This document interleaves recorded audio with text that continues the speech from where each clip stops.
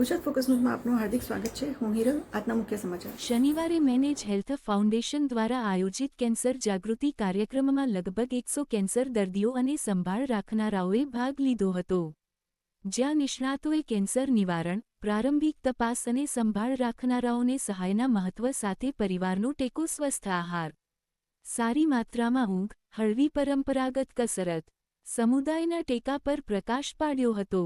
Ahmedabad cancer blueprint 2026માં શ્યામ હેમ ઊંઘ ક્લિનિકના director અને Apollo હું ડૉક્ટર ચિરાગ શાહ, એપોલો હોસ્પિટલમાં સિનિયર કેન્સર સ્પેશિયાલિસ્ટ અને શ્યામ ક્લિનિકના ડાયરેક્ટર। આજે જે સેમિનાર હતી એમાં લગભગ 50 દર્દી અને એમના રિલેટિવ આવ્યા હતા।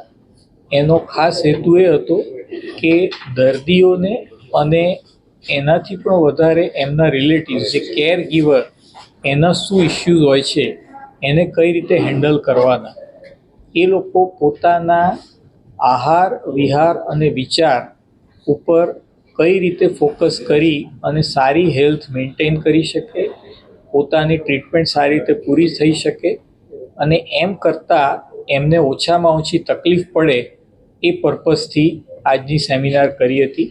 અને એમાં બધા દર્દીઓએ બહુ જ સારી રીતે પોતાના અનુભવ શેર કર્યા અને એમાં જે અમુક વસ્તુ જે ફરી આવી એ હતી કે જો તમે ફેમિલીનો સપોર્ટ બહુ સારો છે તો આમાંથી નીકળવાના ચાન્સ બહુ સારા છે।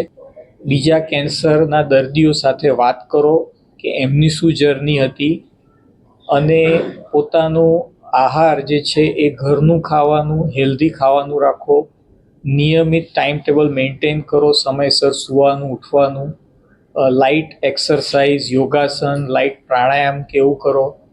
એ બધું કરવાથી તમારી ફિઝિકલ અને મેન્ટલ હેલ્થ સારી રહેશે। તમારી હેલ્થકેર ટીમ જોડે હંમેશા ટચમાં રહો, એક ડાયરી બનાવીને એમાં બધા પોઈન્ટ્સ લખો, તમારા સવાલો એ ભૂલી ના જવાય એટલે એમાં રાખો, બધી વિગતો કઈ રીતે સમયસર કયા સમયે શું ટેસ્ટ થયા છે, શું ટ્રીટમેન્ટ થઈ છે એની વિગત રાખો।